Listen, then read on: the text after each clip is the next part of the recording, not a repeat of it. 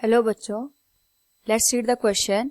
If Ne is the number density of electrons in conduction band and Nh is number density of holes in valence band, then for extrinsic semiconductor at room temperature, Ni equals number density of intrinsic pair.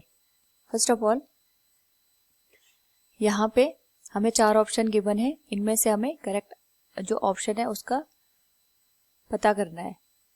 तो पहले हम use करेंगे की concept which is charge carrier in extrinsic semiconductor.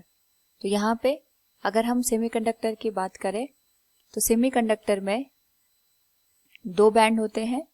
एक होता है conduction band और एक होता है वैलेंस बैंड. इनके बीच में एनर्जी का एक गैप होता है जिसे हम कहते हैं फॉरबिडन एनर्जी गैप. तो यहाँ पे at room temperature thermal energy की वजह से कुछ इलेक्ट्रॉन वैलेंस बैंड से निकल के कंडक्शन बैंड में मूव कर जाते हैं इन इंट्रिंसिक सेमीकंडक्टर. सेम केस होता है यहाँ पे एक्सट्रिंसिक सेमीकंडक्टर में भी. एक्सट्रिंसिक सेमीकंडक्टर में हम अदर एटम की डोपिंग कराते हैं और उसी बेसिस पे यहाँ पे जो नंबर ऑफ इलेक्ट्रॉन और नंबर ऑफ होल्स है इन अ पर्टिकुलर सेमीकंडक्टर उनका नंबर इंक्रीज हो जाता है.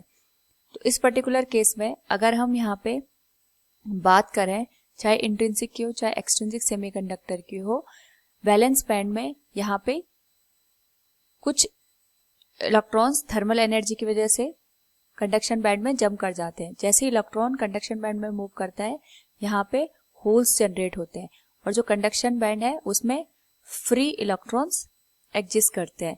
तो अगर हम यहाँ पे इस कंडीशन को देखें तो कंडक्शन बैंड में टोटल नंबर ऑफ इलेक्ट्रॉन्स अगर हम कंसिडर कर ले Ni है और वैलेंस में नंबर ऑफ होल्स NH है. तो उस पर्टिकुलर केस में जो यहाँ पे चार्ज डेंसिटी का प्रोडक्ट होता है वो इंट्रिंसिक सेमीकंडक्टर के केस में या इंट्रिंसिक जो चार्ज डेंसिटी होती है उसके स्क्वायर के बराबर होता है. तो so from the given option अगर हम यहाँ पे देखें option C will be the correct answer. Hope all you understood it. Thank you and best of luck.